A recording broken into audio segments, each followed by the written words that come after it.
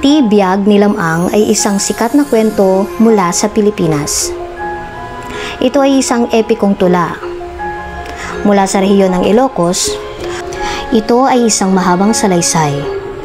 Ito ay tungkol sa isang bayaning nagngangalang Lamang.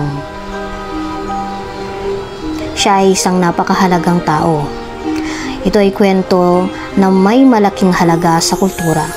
Sinasabi nito sa atin ang tungkol sa nakaraan. Ipinapakita nito ang mga lumang kaugalian ng mga Ilocano. Ipinapakita rin nito ang kanilang mga paniniwala. Ang mga taong ito ay nabuhay noong unang panahon. Ang epiko ay parang isang bintana.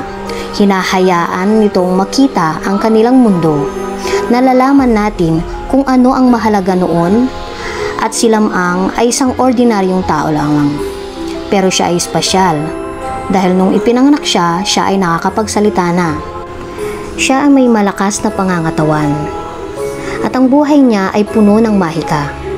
Marami siyang pinagdaanang pakikipagsapalaran. Nakipaglaban siya sa mga matatapang sa digmaan. At ang kanyang kwento ay tunay na kamangha-mangha.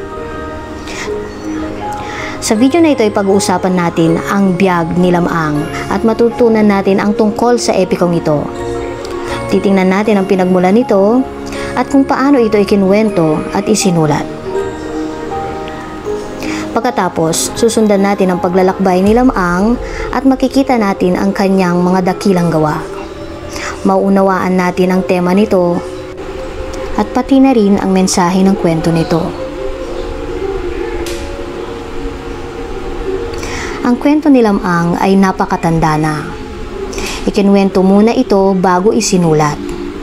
Maraming taon, ibinahagi ito ng mga tao. Ikinuwento nila ito ng pasalita.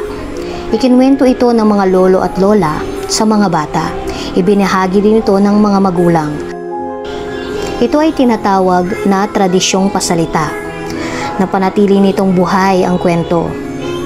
Ang epikong ito ay umiral bago dumating ang mga Espanyol. Noong 1500s. Ang kwento ni Lamang ay kilala na bago noon. Kaya ito ay isang tunay na kwentong Pilipino. Ipinapakita nito ang sinaunang kultura ng mga Ilocano. Sinasalamin nito ang kanilang sariling mga paniniwala. Hindi ito galing sa ibang bansa. Ito ay isang katutubong yaman. Isang lalaking nagngangalang Pedro Bucaneg, siya ang may akda nito. Ito ang unang pagkakataong naitala. Nangyari ito noong mga taong 1640. Mahalaga ang pagsusulat ng kwento. Nakatulong ito upang mapanatili ang epiko. Ngayon, mas marami ang makakabasa nito. Pinag-aaralan natin ito dahil sa kanya. Si Pedro Bucaneg ay isang makatang Ilocano. Kilala siyang bulag. Alam na alam niya ang wikang Ilocano. Tumulong siya sa pagsusulat ng teksto ng epiko at napakalaking gawain ito. Hinayaan nitong kumalat ang salaysay. Nakaabot ito sa mga bagong henerasyon. Ang pagsilang ni Lamang ay tunay na kamangha-mangha. Hindi ito ordinaryong pagsilang. Nang siya ay sinilang,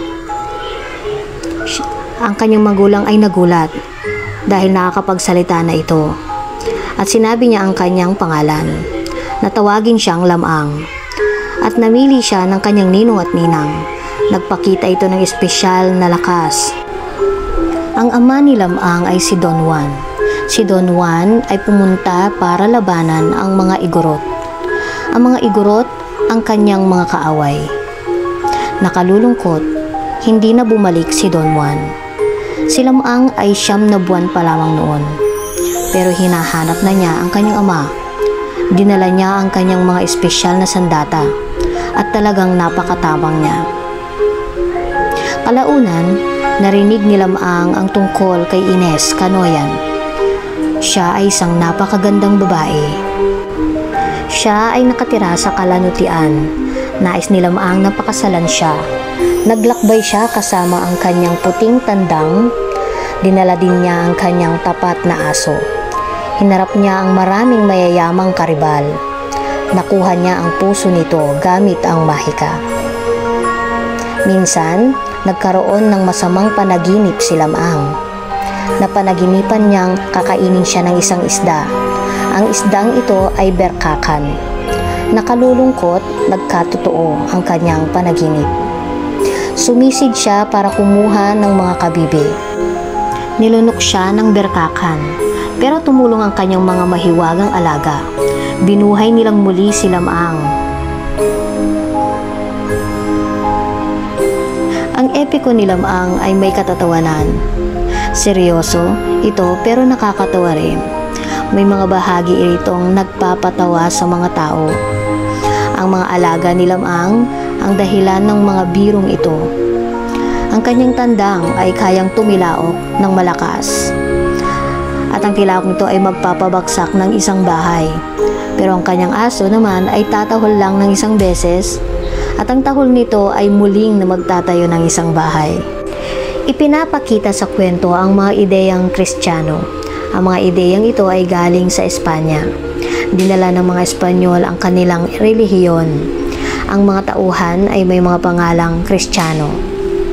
Si Don Juan, ang ama ni Lamang, si Ines Canoyan, ang asawa ni Lamang. Nabanggit din ang mga ritual, kasal, at ito ay pinaghalong luma at bago. Ang kwento ay may mga bakas din ng Hinduismo. Mas matanda pa ito kaysa sa mga impluwensyang Espanyol. Nagpapahiwatig ito ng mga sinaunang koneksyon. Ang muling pagkabuhay ni Lamang ay isa na rito. Ang muling pagkabuhay ay isang tema. Matatagpuan ito sa mga kwentong Hindu.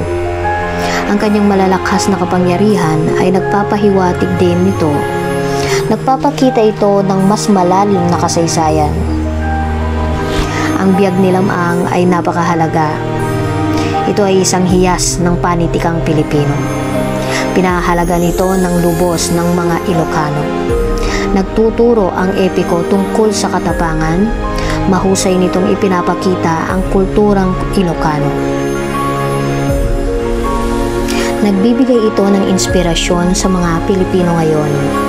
Ikinukwento ito muli sa maraming paraan. Ako po si Mona Lil Sipangan at ito po ang aking kwentong panitikan.